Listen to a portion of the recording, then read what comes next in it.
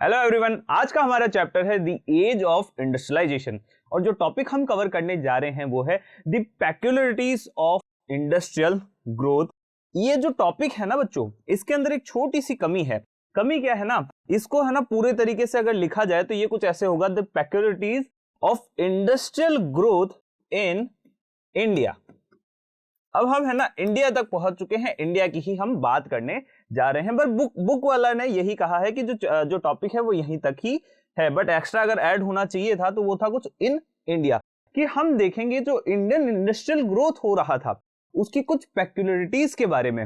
अब देखो होता क्या था ना कि इंडस्ट्रियलाइजेशन जो है धीरे धीरे फैलता हुआ इंडिया तक पहुंच जाता है, पर इंडस्ट्रीज जैसे ब्रिटेन में स्टैब्लिश हुई थी, जैसे डेवलप हुई थी, जरूरी नहीं था कि इंडिया में भी ठीक उसी तरीके से इंडस्ट्रीज डेवलप होने वाली थी। हमेशा याद रखो, कहीं पे भी कोई भी इंडस्ट्री डेवलप होगी ना तो उसके लिए सबसे बड़ा फैक्टर होगा उसका मार्केट। क्या होगा?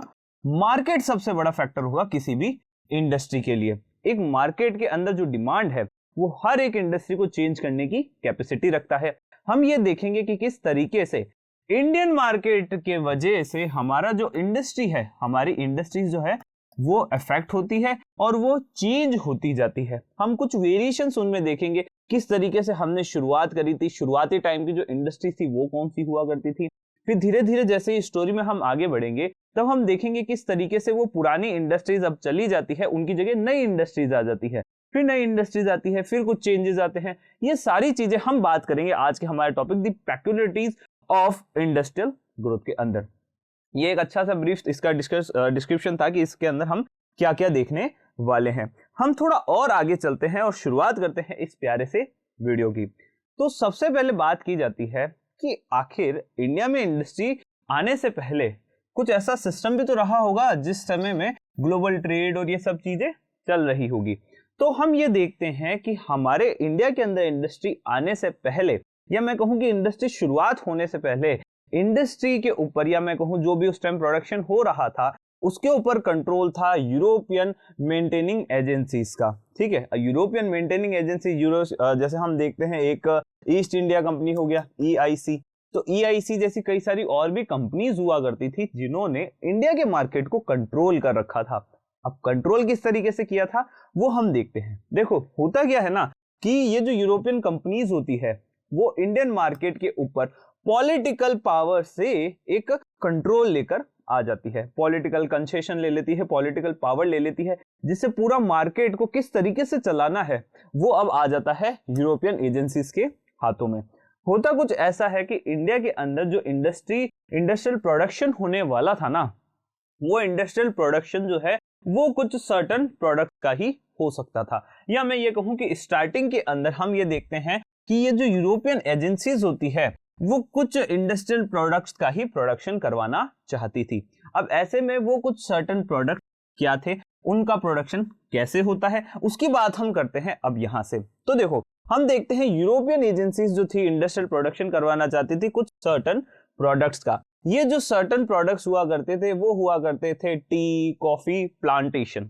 अब टी कॉफी प्लांटेशन के जरिए हम देखते हैं कि इंडिया के अंदर प्रोडक्शन करवाया जाता है एज अ मैसिव स्केल, बहुत ज्यादा प्रोडक्शन करवाया जाता है टी का और कॉफी का, क्योंकि टी और कॉफी दोनों ही जो थे वो एक्सपोर्ट किए जाते थे।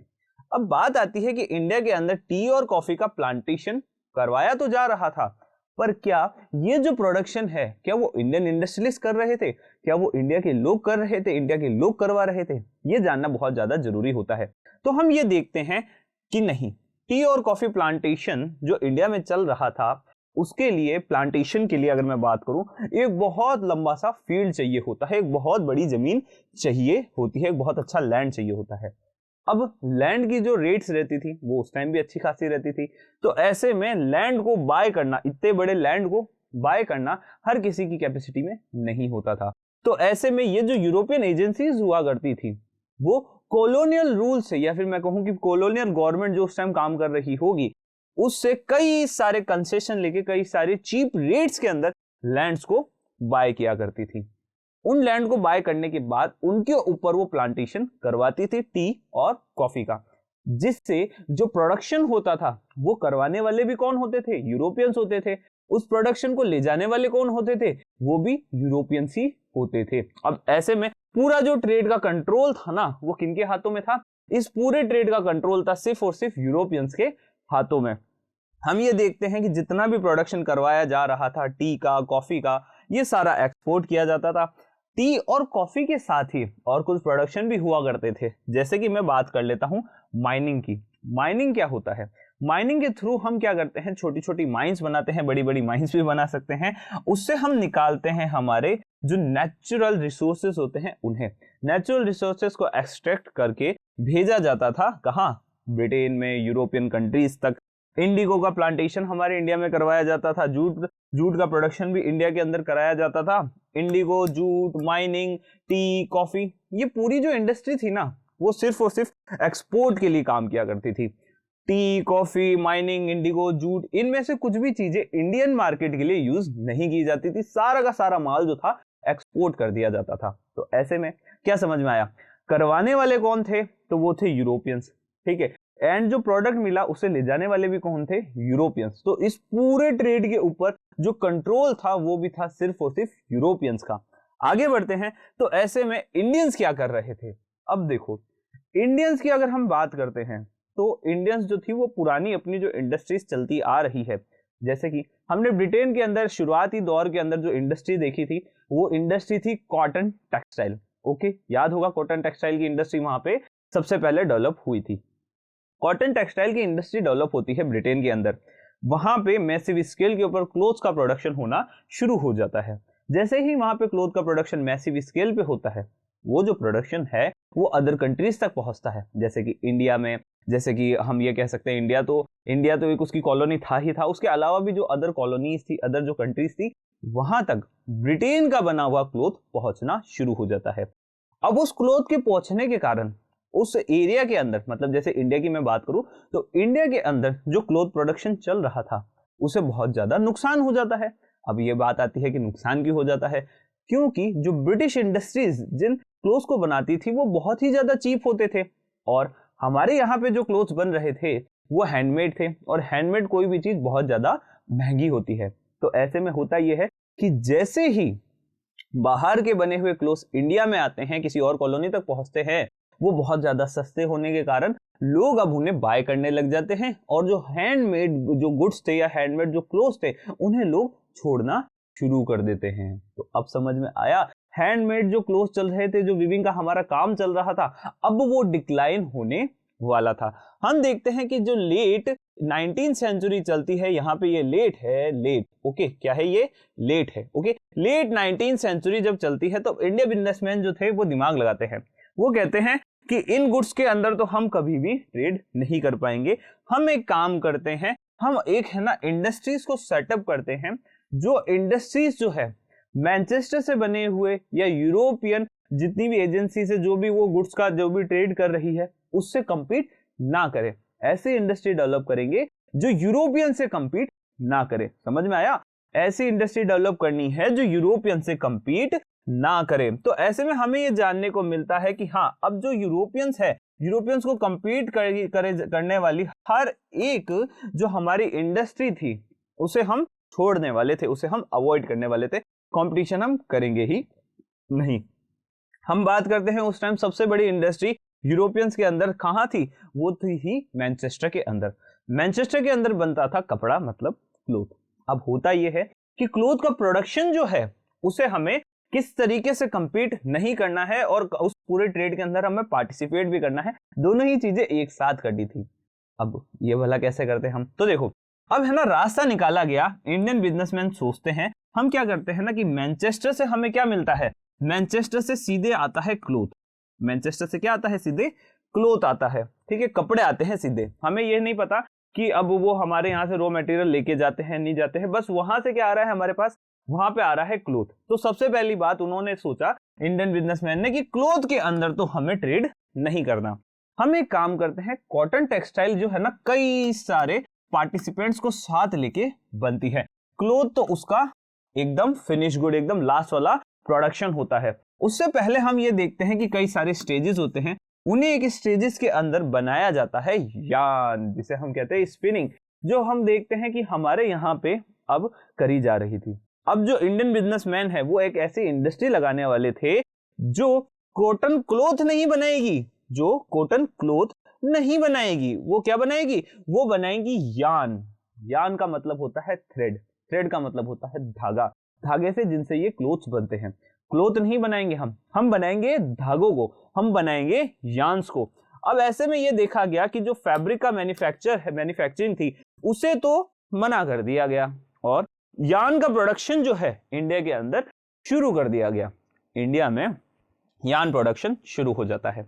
पर बात आती है कि यान का प्रोडक्शन तो हमने शुरू कर दिया, पर इस यान को खरीदने वाले लोग कौन थे, इस यान को हमें कहां बेचना था, ये भी तो हमें पता होना चाहिए। तो उसके लिए हम ये देखते हैं कि जो यान होता है ना, वो जो था वो किसके द्वारा यूज किया जा रहा था, वो या तो हैंडलूम वीवर्स के द्वारा या फिर उसे एक्सपोर्ट कर दिया जाता था चाइना। देखो जो धागा बनता था, जो यान बनता था, अब जो यान है वो काम आ जाता था हमारे यहाँ के हाथों से काम करने वाले हैंडलूम वेवर्स के लिए। क्यों काम आता था, तो देखो हैंडलूम वेवर्स जो थे वो अभी भी फाइन वेराइटी ऑफ क्लोथ बना रहे थे। क्या बना रहे थे, फाइन वेराइटी ऑफ क्लोथ बना रहे थे और उसके लिए उन्हें जरूरत थी थ्रेड्स की, धागों की। तो इंडियन इंडस्ट्रीज जो थ्रेड बना रही थी, यान बना रही थी, उनका यूज करते हैं हमारे यहीं के ही वेवर्स, इंडिया के लोकल वेवर्स का यूज करते हैं और उससे वो बनाते हैं क्लोथ्स को।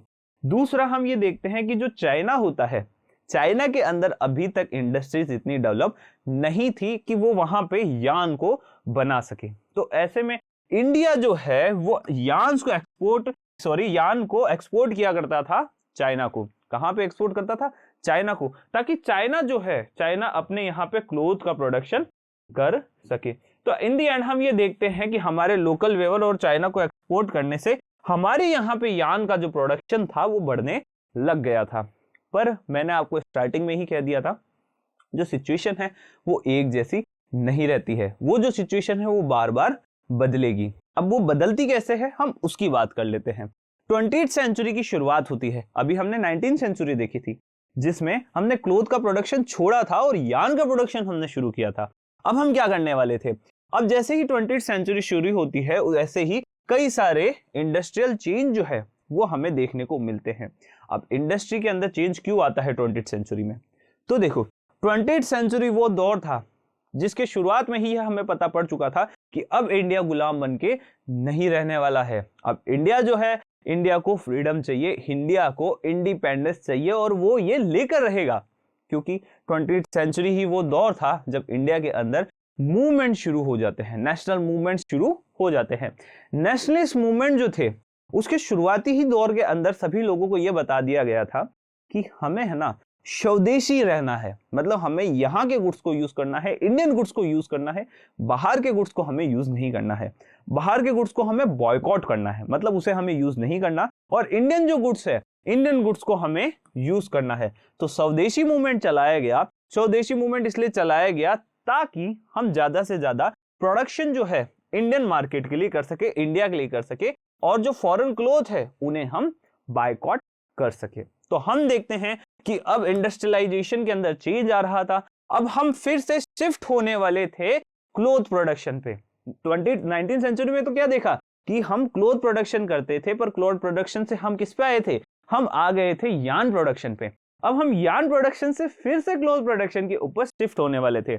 हम ये देखते हैं, पहला तो इंडिया में स्वदेशी मूवमेंट चालू हो जाते हैं, हमने फॉरेन जो क्लोथ हुआ करते थे उन्हें बॉयकॉट भी शुरू कर दिया था। साथ ही हम ये देखते हैं चाइना को जो हम एक्सपोर्ट करते थे यान, वो यान भी अब डिक्लाइन देखने वाला था। 20th सेंचुरी वो दौर था जब चाइना भी अपने अंदर इंडस्ट्रीज को डेवलप करने शुरू हो जाता है। तो चाइना और जापान के अंदर इंडस्ट्रीज ग्रो हो जाती है और वहां की इंडस्ट्री खुद से ही यान को प्रोड्यूस करना शुरू कर देती है। अब उन्होंने यान का प्रोडक्शन शुरू कर दिया तो इस मामले में इंडियन यान की उन्हें जरूरत नहीं रहती। तो होता यह है कि चाइना के अंदर अब यान की जरूरत नहीं थी और हमारे फॉरेन बॉयकॉट करने के कारण अब हमें भी यान की जरूरत नहीं थी, हमें जरूरत थी क्लोथ की। तो दो कारण हमने देखे, पहला तो स्वदेशी मूवमेंट चला, इस कारण अब हम वापस यान से क्लोथ पे शिफ्ट होने वाले थे। दूसरा कारण हमने देखा कि जो चाइना था, चाइना को जो हम एक्सपोर्ट किया करते थे हमारा यान, उसमें भी अब डिक्लाइन आ चुका था। इसके कारण हम ये देखते हैं कि अब हम क्लोथ प्रोडक्शन के ऊपर शिफ्ट होंगे। इतना क्लोथ प्रोडक्शन हमें करना था ताकि हम इंडियन मार्केट की डिमांड भी पूरी कर सके, एज वेल एज हम बाकी देशों को जो हम एक्सपोर्ट करने वाले थे क्लोथ, उसकी भी जो डिमांड है वो हम फुलफिल कर सके। तो ऐसे में देखा गया कि जो प्रोडक्शन था वो 1900 से 1912 के बीच लगभग लगभग डबल हो जाता है। क्या हो जाता है? लगभग लगभग डबल हो जाता है 1900 से लेके 1912 के बीच। तो क्लोथ प्रोडक्शन जो है, क्लोथ प्रोडक्शन हमें यह सिखा के जाता है कि किस तरीके से अब जो है पूरा सिस्टम चेंज होने वाला था। 1900 से 1912 के बीच क्लोथ प्रोडक्शन बढ़ने लग जाता है और यार्न प्रोडक्शन जो होता है वो डिक्लाइन करने लग जाता है। हम आगे बढ़ते हैं तो हमें ये तो समझ में आ गया था कि अभी भी कुछ चेंजेस जो थे वो जरूरी थे, अभी भी कुछ जो चेंजेस थे वो जरूरी थे और उन चेंजेस को लाने के लिए अब हम कुछ भी कर सकते थे। फिर हम देखते हैं कि दो कारण तो हमने देखे, एक तो स्वदेशी मूवमेंट चल चुका था, एक हमारा एक्सपोर्ट डिक्लाइन हो चुका था। अब तीसरा कारण हम देखेंगे कि हमने किस तरीके, या फिर मैं कहूं कि क्यों हमने यार्न प्रोडक्शन को छोड़ के क्लोथ प्रोडक्शन के ऊपर शिफ्ट किया। तो तीसरा जो कॉज था ना वो था फर्स्ट वर्ल्ड वॉर। अब देखो 1913 से माहौल तो बन चुका था कि वॉर होने वाला है, 1914 के अंदर वॉर स्टार्ट भी हो जाता है, फर्स्ट वर्ल्ड वॉर की शुरुआत होती है। जैसे ही फर्स्ट वर्ल्ड वॉर की शुरुआत होती है, अब इंडस्ट्रियलाइजेशन में चेंजेस तो आ ही रहे थे, पर अब एक मेजर चेंज आने वाला था। यह मेजर चेंज क्या होने वाला था, हम ये देखते हैं 1930 से 1914 के बीच जो हमारा वॉर स्टार्ट होता है। जैसे ही वॉर स्टार्ट होता है तो ब्रिटिश इंडस्ट्रीज जो होती है वो सारी की सारी वॉर में काम करने लग जाती है, वॉर रिलेटेड गुड्स का वो प्रोडक्शन शुरू कर देती है। अब ऐसे में हमारे इंडियन इंडस्ट्रीज को मिल जाता है मौका। मौका कुछ ऐसा था कि जैसे ही बाहर की इंडस्ट्रीज पूरी वॉर में इंडल्ज हो जाती है, वो वॉर के अंदर पार्टिसिपेट करने लग जाती है, तो वो गुड्स का, क्लोथ्स का प्रोडक्शन जो है वो बंद कर देती है। तो इंडिया के अंदर अब इंपोर्ट जो था वो डिक्लाइन होने वाला था। अब इंडिया के मार्केट की डिमांड तो उतनी ही थी ना, पर अब उसको इंपोर्ट के जरिए प्रोडक्ट्स नहीं मिलने वाले थे, तो ऐसे में रास्ता निकालना जरूरी था। तो इंडियन इंडस्ट्रीज रास्ता निकालते हैं कि क्यों ना अब इंडिया की इंडस्ट्रीज को डेवलप कर दिया ही जाए। तो शुरुआत होती है इंडियन इंडस्ट्रीज के बूम की। ये टाइम पीरियड था जब इंडियन इंडस्ट्रीज जो थी वो बहुत अच्छे तरीके से अब बूम होने वाली थी, डेवलप होने वाली थी। अब हम ये देखते हैं कि जो इंडियन इंडस्ट्रीज डेवलप होती है, तो इंडियन इंडस्ट्रीज डेवलप होते ही जो पुरानी इंडस्ट्रीज होती है, जो हमारी पहले से इंडस्ट्री मतलब जो भी फैक्ट्री वगैरह बन रखी थी, उन्हें तो एक साथ डेवलप किया ही जाता है, साथ ही नई इंडस्ट्रीज को सेटअप किया जाता है ताकि ज्यादा से ज्यादा प्रोडक्शन करवाया जा सके। तो हम देखते हैं कि इंडियन मिल्स जो है उनके अंदर प्रोडक्शन बूम हमें देखने को मिलता है। फिर हम देखते हैं कि चलो हमारे इंपोर्ट नहीं हो रहा था, जो यूरोपियन जो थी क्या कहते हैं, जो यूरोपियन इंडस्ट्रीज थी वो वॉर में जा चुकी थी। अब क्या होता है ना, जो वॉर है वो धीरे धीरे लंबा खिंचना शुरू हो जाता है। जैसे ही वॉर लंबा खिंचता है, अब दिक्कत आने वाली थी फिर से उन्हीं इंडस्ट्रीज को। क्यों दिक्कत आने वाली थी? क्योंकि जैसे ही वॉर लंबा खिंचता है वैसे ही इंडियन फैक्ट्रीज को कहा जाता है कि इंडियन फैक्ट्रीज अब आप भी वॉर के लिए प्रोडक्शन करें, आप भी वॉर रिलेटेड गुड्स का प्रोडक्शन करें ताकि हम वॉर में लड़ सके। तो बात आती है कि इंडिया ऐसा क्यों करने वाला था। हम ये देखते हैं कि जो इंडिया था उस समय का, उसके ऊपर कॉलोनियल रूल था। इंडिया जो था वो कॉलोनियल इंडिया हुआ करता था। इंडिया जो था ब्रिटेन की एक कॉलोनी था। इस कारण अगर ब्रिटेन किसी भी तरीके से वॉर में होता है तो इंडिया को उसको सपोर्ट करना ही पड़ता। तो इंडिया जो है, इंडिया भी अब वॉर के अंदर वॉर रिलेटेड गुड्स की सप्लाई करना शुरू कर देता है। तो ये देखा जाता है कि जो वॉर रिलेटेड गुड्स होते हैं वो कौन से होते हैं, जूट बैग होता है, क्लोथ होता है, यूनिफॉर्म्स होते हैं, ये सारी चीजों का प्रोडक्शन इंडिया में शुरू हो जाता है। एज वेल एज नई फैक्ट्रीज को सेटअप किया जाता है ताकि ज्यादा से ज्यादा जो इंडस्ट्रीज है उनको डेवलप किया जा सके। न्यू फैक्ट्रीज जो है वो सेटअप होती है, पुरानी इंडस्ट्रीज को वापस से और डेवलप किया जाता है, और एंड में हम देखते हैं कि जो इंडस्ट्रियल प्रोडक्शन होता है ओवरऑल इंडिया के अंदर वो बहुत अच्छे से बूम हो जाता है। तो हमने ये देखा कि किस तरीके से एक वर्ल्ड वॉर 1 शुरू होता है। इस तरीके से हमने ये देखा था कि चाइना एक्सपोर्ट डिक्लाइन होता है, जिसके कारण हम अब यार्न का प्रोडक्शन बंद कर देते हैं। अब हम प्रोडक्शन करते हैं सिर्फ और सिर्फ क्लोथ्स का। तो अब आपको समझ में आया, पहले हमने क्लोथ का प्रोडक्शन बंद करा, यार्न का प्रोडक्शन शुरू किया। फिर हमने यार्न का प्रोडक्शन बंद करके क्लोथ का प्रोडक्शन फिर से शुरू कर दिया। अब जैसे ही वॉर खत्म होती है, जो मैनचेस्टर जहां पे पहले क्लोथ बना करते थे, जहां पे पहले इंडस्ट्रीज डेवलप हुआ करती थी, वो इंडस्ट्रीज जो है वो अपनी पहले की पोजीशन जो है वो वापस कभी भी रिकैप्चर नहीं कर पाती है। क्यों नहीं रिकैप्चर कर पाती? क्योंकि अब इंडस्ट्रीज को सामना करना था इंडियन इंडस्ट्रीज का as well as US, Germany और जापानीज इंडस्ट्रीज का।